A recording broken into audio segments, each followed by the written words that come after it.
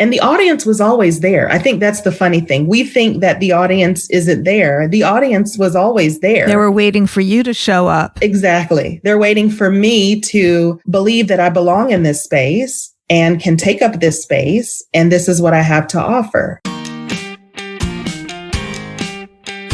Today's episode is sponsored by, you guessed it, the Artist Incubator. You want to accelerate your art sales? I can show you how. Go to schulmanart.com/biz to apply for a free profit planning session with me. I'll share with you these steps you need to take to make your dreams come true. Go to schulmanart.com/biz, as in B-I-Z. It's the Inspiration Place podcast with artist Miriam Schulman. Welcome to the Inspiration Place podcast, an art world insider podcast for artists by an artist, where each week we go behind the scenes to uncover the perspiration and inspiration behind the art. And now, your host, Miriam Schulman. Well, hey there, art lover. This is Miriam Schulman, Chief Inspiration Officer and your host. Welcome to the Inspiration Place podcast. This is episode number 134, and I'm so grateful that you're here. Today we have a very inspiring guest that I'm so excited to welcome. And through her journey, you're going to discover that you're not alone in your self-doubt, that you can't get there from here. And we're also going to talk about at least 3 tips, practical things that you can start doing right now to make your dreams real. Today's guest is an architect and interior designer turned fine artist. After years of working in corporate design firms, she began looking for less stressful, more meaningful ways to express herself. She was naturally drawn to the patience and reflections that watercolor offered. A layoff last April due to COVID gave her the courage to pursue her true passion. She also joined the Artist Incubator program in June 2020, and she's here today to share her transformational journey. Please welcome to the Inspiration Place, Dawn Trimble. Hi, Dawn. Welcome to the show. Hello. Thank you for having me. I'm so excited. All right. So we're going to do something a little different. Usually I'm like diving right into strategies and tactics, and I don't care where people grew up and all that stuff. But today's just the opposite. Well, when I first started this podcast, I went to a convention called Podcast Movement, where all these podcasters gather. And that was before I started the podcast, but I knew what kind of podcast I wanted to create. Right. And every time I met somebody, I said, what kind of podcast do you do? And they said, I interview entrepreneurs about their journey. Every single one. I was like, oh, okay, that's really original. That's not what my podcast is going to be about. But you are an exception, which is why you're here today. I think you're so inspirational. I tell everybody about your success, and I'm so happy that you're here today. Oh, I'm happy to be here. Should we take you back to April, or should we take you back even before April of last year? Should we take you back before that? I think it started before April. After April is when I met up with you, but before then I was doing shameful things with my art. So that was before April. But you were working full time, right? Yes, I was working full time in interior design. I had done that on and off. I have 2 children. So in between being a mother, and honestly, I was stay-at-home mother for the majority of the time. And then once they got old enough to go to school, I was thinking, okay, what do I want to do? I was always excited and passionate about design. But once I would get into the offices, these corporate offices, and sitting behind a desk and clicking a mouse, all creativity just drain out of me. And so I just began thinking of what else could I do to express myself creatively. And that's when watercolor kind of came into the picture. I started that honestly at the beginning of 2018. Okay. Just painting these little 5x7s. Record scratch moment. Did you go to art school? No. Okay. And you just started painting less than 3 years ago. Is that what I just heard? Yes. Okay. We would do it some in architecture school. I mean, there are some overlaps, but no, I was not trained as a fine artist. Okay. All right. That's really good to know. All right. Yeah. So you started painting on the side. And when you started painting back in 2018, were you selling art from the beginning, or you were just painting to relax? I was painting to relax, and I would post it on Instagram, and I have a love for writing. And so I would write something along with it and what my thoughts were. And I felt like it started to resonate. And I think within a month, someone reached out to me and said, "Hey, can you do a show?" And I'm like, what is that? Like, I didn't know what they were talking about. It started from there, but I kept it pretty small, because again, it was just me trying to relieve stress and just to find a happy place. Okay. So you did do a show when somebody did. It was at a local college along with some other artists. I think what was my first aha in that space, meaning the mental space that I was in, was that there were more established artists there. And it was almost as if I didn't see my artwork the way others did. I just did it. And I think sometimes that's how we are. We don't see the gifts that we bring. We sort of take them for granted a little bit. Yes. And so I started to pay attention to that. And that sort of planted a seed of, wow, I really enjoy this. Maybe I could do this. And as quickly as it came into my head, it kind of went out the other side. And I just continued to kind of paint small. But within that entire year, 2018, I would have pop-ups at West Elm. I was invited to another art show. And so I started to think about taking it seriously. But then I was of the mind of, well, I didn't go to art school. Yeah. And I just want to be clear as well, because the way you're saying it now, it sounds like, oh, she was an overnight success. No. But how much were you selling your paintings for in 2018? Don't fall out of your chair. I was selling my eyes. Yeah, I was selling my 5x7s for $25. And I would be so excited when I would get a sale. Like I would be like over the moon when I would get a sale. All right. So yeah. I mean, because it was a side gig and, Okay. I've never told you or anybody else this, and certainly not on the air. When I first started selling on eBay, I was selling my life drawings with an opening bid of $9.99, as in $9.99. Yes. And then I would get excited when it would bid up to like $25. Yeah. So, because you don't know. It was just like, oh, okay. Somebody's paying for this. Yeah. Hey. Yeah. I'm not on eBay anymore. Right. No, but I think that is part of it. We don't acknowledge what we have. And so I think we just want to know, does this resonate with anyone? Yeah. And you kind of slowly stick your toe out into the water. Yeah. The problem is that when you start there, you can't get there from here.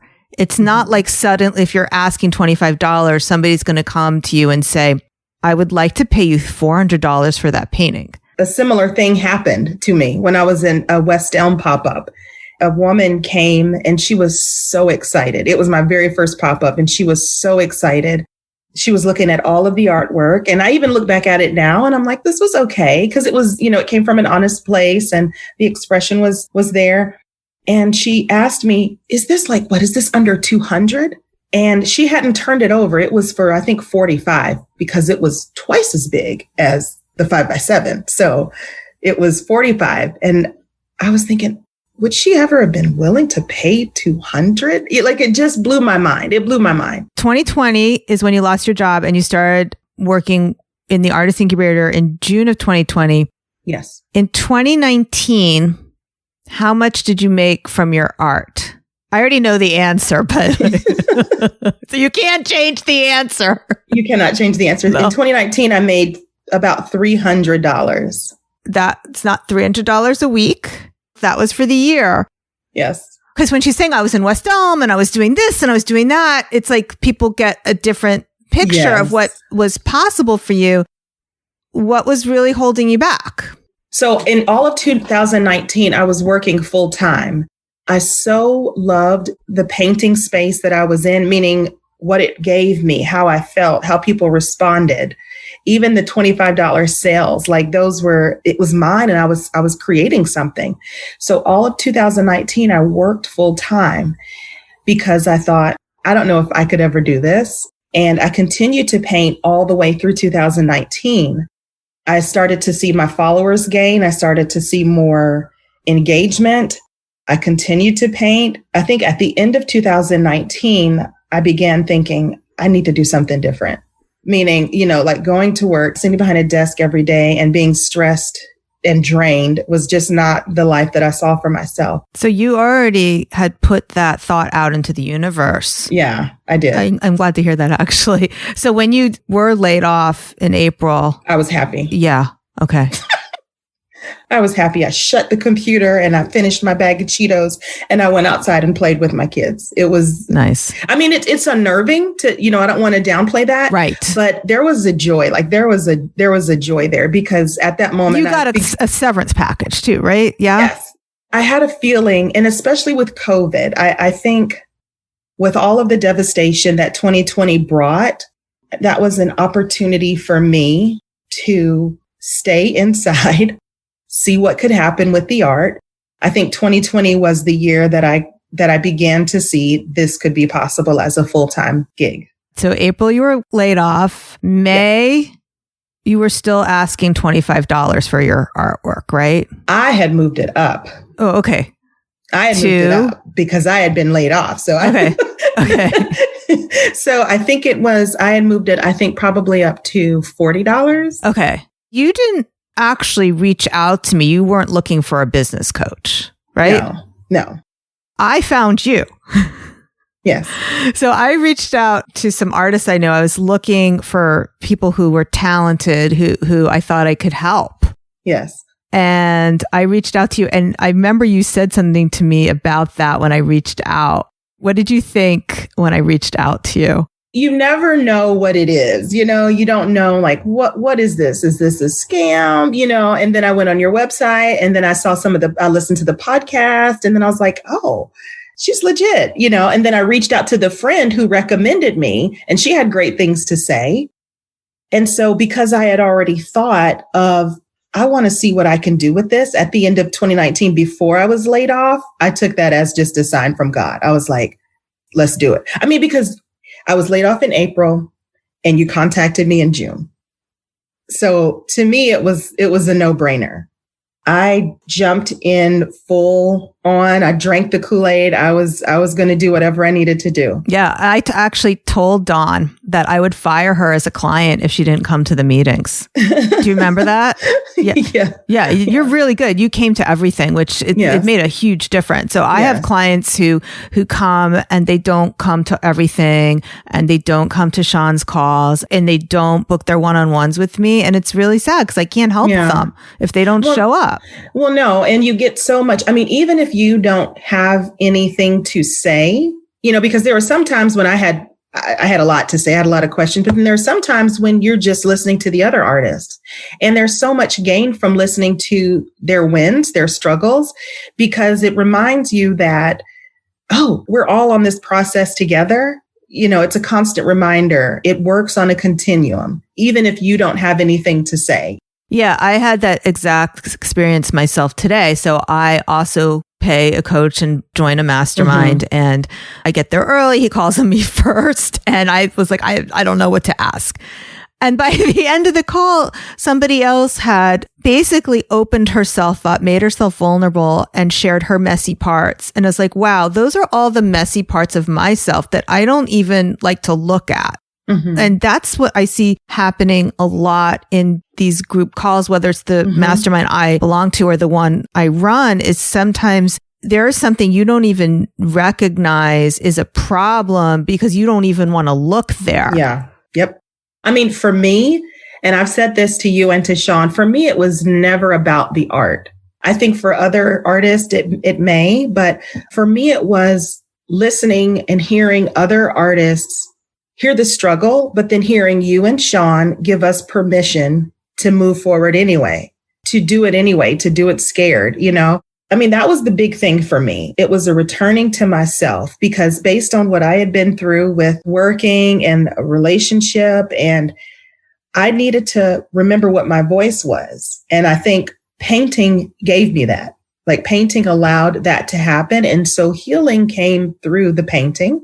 But then it also, working with you and with Sean, it allowed me to know that you already have what you need to do inside of you, but are you brave enough to show it? Are you brave enough to put it out there? So Sean Roney is a certified life coach who also coaches inside the Artist Incubator. I do some confidence building. I feel it's baked in throughout the program, but I like to focus primarily on strategy and then have these dedicated sessions so that Sean can really help unpack those thoughts that are not helpful, that are getting in the way. And she uses Brooke Castillo's work from the Life Coach School to do that. And I'm very happy to have Sean as part of the program. Let's talk a little bit about your work with Sean, because some of the topics that you worked with her, you really had a huge transformation. One of the things I saw you really blossom and grow both as an artist and a business person and a person. Because, by the way, having your own business is the best self-development work you will ever do. Oh, absolutely. In addition to just raising your existing prices, what I really had encouraged Dawn to do was to paint larger and take up more space and be more visible so that she could really command those premium prices. It was hard to imagine. It was scary. It was hard because I hadn't done it before. As a mother with young children, like you devote your time to that and then, a relationship and work and you lose your voice. And so how are you going to paint large if you don't know what your voice is? Like, what will you be painting? And so the work that I did with Sean and with you allowed me to remember that. And then I think the confidence started to come each week because it wasn't that I was painting a ton. I released my first collection, under the Artist Incubator. It did great. And I slowly started to move up. And the audience was always there. I think that's the funny thing. We think that the audience isn't there. The audience was always there. They were waiting for you to show up. Exactly. They're waiting for me to believe that I belong in this space and can take up this space. And this is what I have to offer. I think it is that self-development and that inner transformation that you do when you finally do say, why not me? Why not? And it doesn't come from an arrogant or a cocky way. It comes from knowing who God says you are and operating from that position. And when I started to switch and do that, everything seemed to fall into place. Everything seemed to, like, painting larger was no longer as daunting as I originally thought. I made a lot of ugly paintings along the way, but I think you have to do that in order to get to the good stuff. Hey, by the way, I wanted to make sure that you knew that I do have room inside the Artist Incubator this year. If you're lacking a solid strategy or a winning mindset or both, and you're disappointed with your current art sales, I can show you what to do and I can help you. So if you've been listening to this podcast and you found these tips helpful, maybe it's time to take the next logical step and work with me on a deeper level. The program is for professional and emerging artists. If you're ready to invest in your art career and join this dynamic community, go to schulmanart.com/BIZ as in biz to apply now. Now back to the show. I think what's so important about joining a program like mine or somebody else's, it doesn't have to be my program, is surrounding yourself with people who believe in what you're doing. I would love, Dawn, if you don't mind, to share the advice your sister gave you when you were launching your collection. You remember that? Of course I do. I'm glad you do. I'm glad you didn't say, what are you talking about? Yeah, no. I remember it was my first collection. It was Resilient Landscapes. And I always try to take this picture of all of the art that I've done together and kind of post it on Instagram. And so I had taken the picture. I was getting ready to launch. I was doing the final pricing. I felt like I was having a meltdown. Because nothing was $25. I called her and I said, I have all this art, but I'm afraid to put the prices on it. And she said, well, what did your coach say?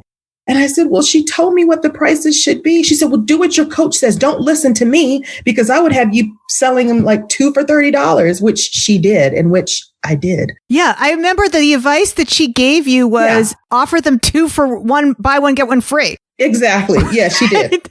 She did. That was my sister's lovely advice. And then when she started to see differences in the way that I was even showing up on Instagram, then she kind of switched. She was like, don't listen to me. Listen to what your coach said. Listen to what your coach said.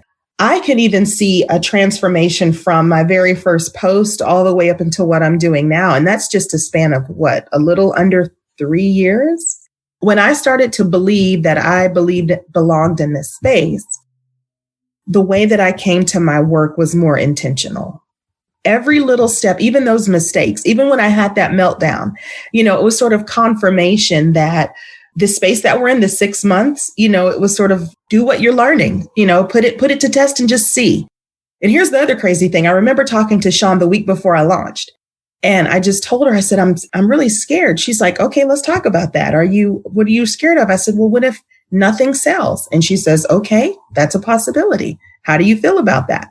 When I was able to say and even get to that moment in the conversation, I'm still proud of what I did, even if nothing sells. That was just sort of it. It's sort of like you have those little aha steps. And that was another one. And she said, okay, then nothing can sell. But as long as you feel proud about the art and you're not attaching it to how it does. I mean, of course, we want our art to sell, of course. I was proud of what I had put together, and it did sell. Was that the October launch? That was. Okay. That was the one that I did with you, Resilient Landscapes. What were your numbers for that launch? I think it was 5,000 in 2 months. A 6-week period of time. So it was slightly over a month. And so when I heard that number, I was like, okay, this is a real number. And then I thought it was a fluke, right? And I was like, I'm going to keep painting. I'm going to, see what happens. And then after I left, after my time was up in the Artist Incubator, I continued to do what I was doing. And then my next launch, which had even larger pieces, it was a larger collection. I think I had 45 pieces. And then I had 2 large pieces. And here's the crazy thing.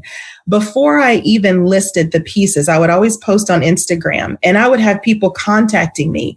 When is this coming? I want to sign up. I want to make sure I don't miss it. Like it blew me away that they were so excited to get it, and they were thanking me for sharing my art. They were thanking you for adding their name to your email list. They would have the opportunity to get it as soon as it was released. Yes, it was pretty astounding to me. Okay, so let's share the February 2021. So my results in February 2021, I think in 2 days, it was 8,000. Here's the crazy thing. On the day that I launched, I was a little bit late because I was having trouble with my website. It glitched and I was trying to get these last pieces listed. So I think I told everyone the launch is at 2. So everybody who was on the list that were interested in a piece, I had about 4 emails. Did I miss it? What happened? That's crazy. Has it gone? That's crazy. And I said, no, I'm late. I'm sorry. I sent out my email list. It's live. I made sure everything was okay. And then it was just, it blew me away. It blew me away. I'm so proud of you. That is fantastic. One of the things that made a big difference with this in the February launch was because you were painting larger. So now we're no longer the $25 painter. Tell everyone how much your largest painting sold for. 2 20 by 40s, and they were for $1,400 each. Yeah. Like those were the first to go. I sat there probably for a couple of days. What do I do? What do I do? What do I do? What do I do? Were you afraid something bad was going to happen because you had I didn't know. Right? I mean, that seemed so unreal to me. It seemed unreal. And I know that's not a ton of money. It's not. But for someone who is wanting to do this and to share their art and to make a living out of it, that was pretty big. I literally probably sat there dumbfounded for about 24 hours. And then I thought, I'm going to print all the orders out. and then I'm going to organize it. And then I'll send them their art. Before we wrap up, there's one last thing I wanted to share that I know made a big difference in your journey. That was the way you kept asking. You kept asking. I mean, you got into Atlanta Homes Magazine. That's a big deal. You got into the Swan House. You got into, is it Framebridge? Framebridge showroom. Yeah. I would like you to share a little bit about what you would say to yourself to make those calls and reach out for those opportunities. Do something every single day, no matter how small, no matter how seemingly insignificant. I saw where I wanted to go. I said, well, let me just go for it. The worst they can say is no. I think people also have been pretty interested in the story that I tell and maybe the way that I phrase things. And so I presented a story to Atlanta Homes and Lifestyles magazine. I wrote it, to the editor because I had been in the magazine previously as an interior designer doing a show house. And so they maybe remembered me, but maybe not. But I think it was the story that resonated with them. I wrote the email. The first time they didn't answer. The second time I reworked the email and they answered within 30 minutes. They were like, we would love to feature you. We love your work. We think it's beautiful. It seemed like everything was sort of happening at one time. And then I reached out to Framebridge. I said, hey, do you ever feature artists on your website? And it just so happened that they were going to be doing a Black artist print shop. And they said, we love your work. Do you want to be a part of this? And I was, of course, yes. So I would just ask the question. And let me just say, I've asked for every 20 asks, I've probably gotten 18 no's. But I keep asking, so it's not like I ask and they immediately say yes. I'm so glad you shared that because that's so important that you shared that. There's no magic to it. I don't have any, I just ask the question. I try to construct an intriguing, interesting email, that tells my story in a compelling way. I try to take high quality images and share those and, have a story to go along with it. But even that, sometimes I don't hear anything and that's okay. That's okay. I just keep going. I mean, there's two takeaways here. One is you want to increase your number of yeses, increase the number of no's by asking more. Yeah, absolutely. Be willing to hear no. Be willing to hear no. Absolutely. And then the other takeaway, everything that's happened to you, it didn't happen to you. You made it happen. Even till this day, which I'm still blown away, people are reaching out to me. Your companies are reaching out to me. And I'm really excited about that. And I'm just trying to take it day by day and be as diligent and, show up to do things. I still make ugly paintings. But I think, you have to not be afraid to do that. You have to not be afraid to make the ugly painting. You have to not be afraid to hear the no and just keep going anyway if you have that goal in mind. What would you say to people who are thinking about joining the Artist Incubator? In particular, can you speak about the community? The friendships that you gain through the Artist Incubator. I mean, I consider those very valuable. I bounce questions off of them all the time. We're following what each other are doing. You're all in the same boat together. Everyone has that insecurity. Everyone may even have that imposter syndrome. That seems to be the buzzword right now, but we know what that is. And you move forward anyway. And I think you try to be as authentic and open as you're willing to be with expressing yourself. So the relationships have played a huge, huge role in terms of just hearing what other people's struggles are, and not that we wallow in that, but there's no way to fix it if you can't name it. And I was able to name mine with Sean and with you early on. And so, in fact, I think I did it very well. You identified mine, and then I finally was like, okay, yeah, maybe they're a little low. But then, I understood what I needed to do to get to the next level. If you are ready to take your career to the next level and be a sponge, then I would say do it. I'm the type of person who I kind of do things on my own. I am an introvert. And so sometimes it's hard for me to take advice from other people. But I think this experience taught me that you don't know everything. I didn't realize I didn't know what I didn't know until I got into it. That sort of unlocked the permission that I wasn't giving myself to show up fully in the world. And like I said earlier on, it was never about the art for me. It was about, do you feel like you belong here? And I think through the Artist Incubator, through all of our sessions and our coaching, you get the answer. But I think you have to be ready to hear the answer. And I think I was ready. I was ready to hear the answer. It's a beautiful place to stop. Thank you so much for joining me here today, Dawn. All right. So if you like today's episode, you must check out the Incubator. It's my private coaching program for professional emerging artists who are ready to take their business to the next level. It is by application only. Go to schulmanart.com/BIZ as in biz.